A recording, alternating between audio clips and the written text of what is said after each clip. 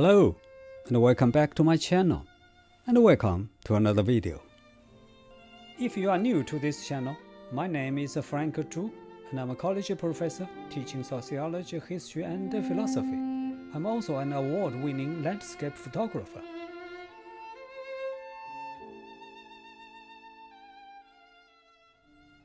The objective of today's video is to convince you of the importance of studying history.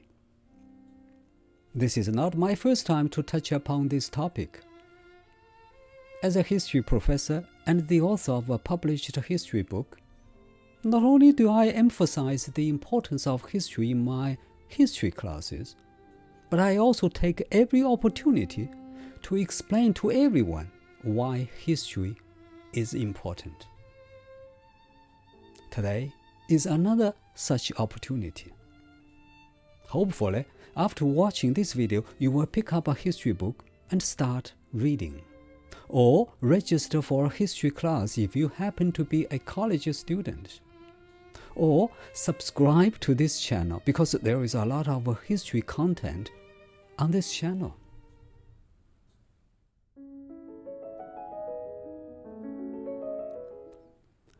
Well, first things first, what is a history? The term history may be used by different people to refer to different things. For most people, history is what has happened in the past.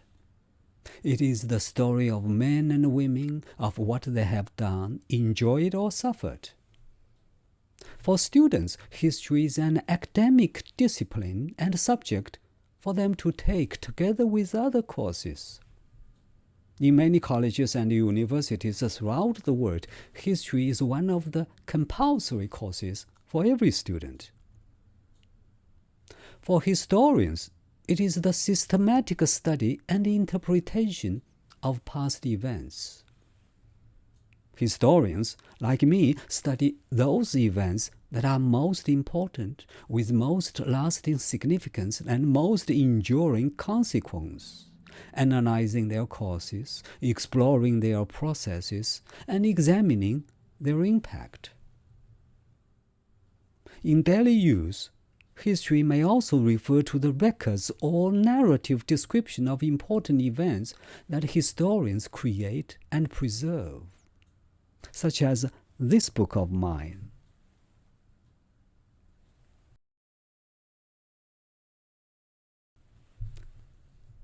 Now, you may wonder how historians create these records. Well, they mostly rely upon written documents that have been preserved from ancient times. What about the period of prehistory, you may ask, when there were no written records available because no writing system had been invented? Well, in that case, historians use a variety of other sources for their description and narration, including artifacts, such as pottery and tools, and artworks, such as cave paintings, statues, etc. The term history is not the combination of the two words his and story, as you may have thought. It has no connection to the English word his. The word history actually comes from the Greek word historia, which means inquiry or investigation. Ancient Greeks were the first people who made systematic studies of history. Herodotus, who is considered the father of history in the West, wrote his first history book in ancient Greece in the 5th century BCE. Ancient Chinese people were also among the first in the world to develop a systematic approach to recording and studying history. The famous Chinese historian Sima Qian finished his last volume of a multi-volume history book in 91 BCE. For over 2,000 years after him, there were official historians in every dynasty in China. Nowadays, it is widely recognized that China has the longest continuous written histories in the world.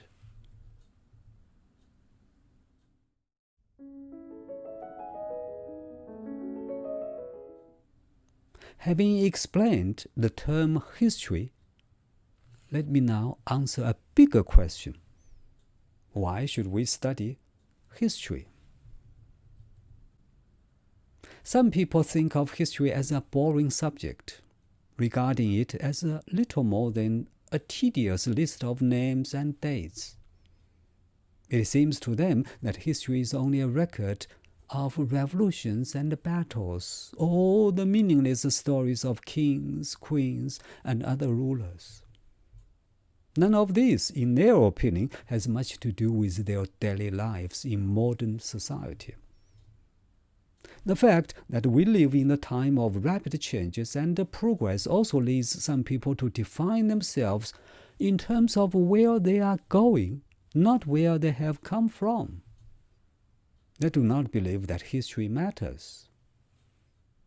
But in my opinion, history does matter, and for very good reasons.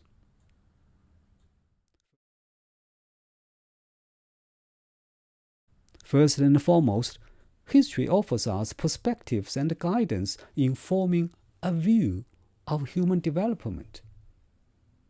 Studying history helps us see patterns and meanings of human life. For example, by studying how written languages were invented and evolved in different places of the world, we understand how different cultures developed. We understand why the Chinese language does not have an alphabet. We understand why and how philosophies originated from ancient Greece and China over 2,000 years ago. An understanding of this part of history helps us understand why and how Western and Eastern cultures developed along different lines, and why Westerners and Easterners have different worldviews.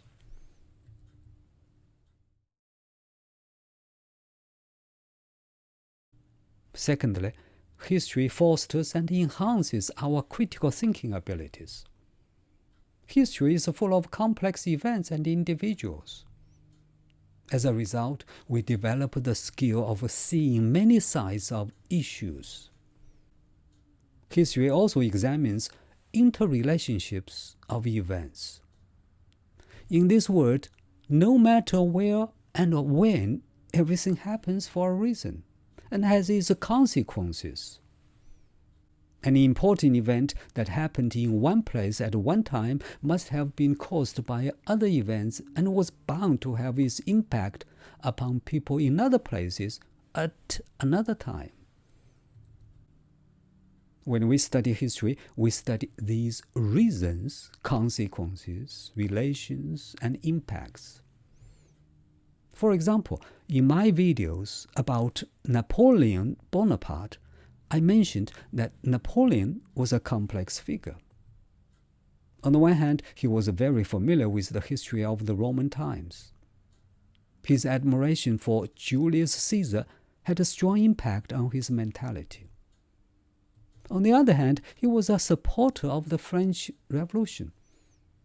As a result, it would be difficult to understand his behavior without critically looking at the multiple facets of his mentality and life.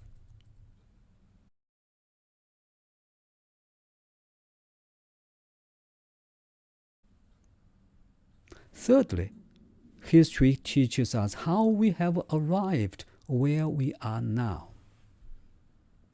After learning about civilizations, empires, revolutions, and many other things, we come to realize why and how our world has become what it is now.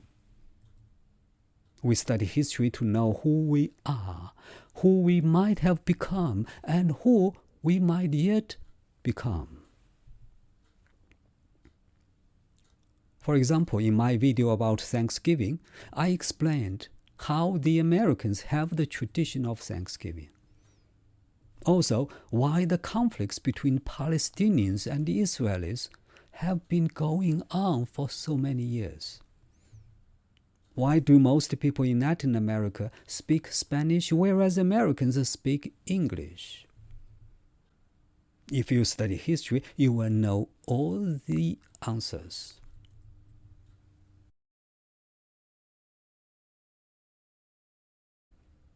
Fourthly, a great amount of human knowledge is contained in the study of history, such as the human origins, the great people, famous scientific inventions, and so on and so forth.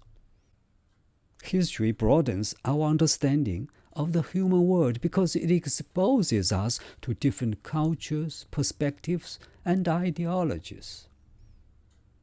By learning about diverse societies and their histories, we can develop empathy, respect for others, and a more global perspective.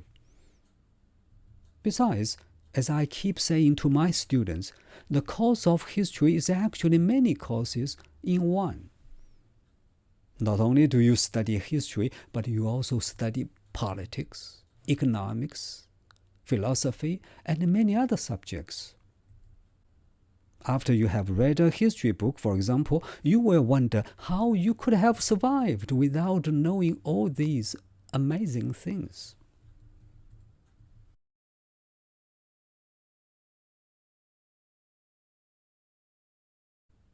Finally, studying history develops valuable skills, such as research, analysis, interpretation, and communication skills. This is especially true when you register for a history course. Your history professor will teach you how to evaluate sources, identify biases, and construct arguments supported by evidence.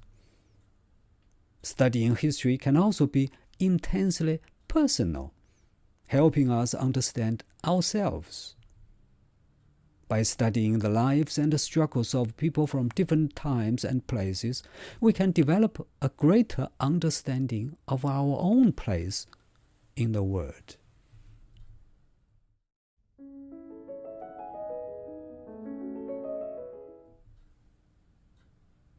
To conclude this video, let me quote Winston Churchill's famous sentence: "The farther backward we look in history, the farther forward we are likely to see in the future."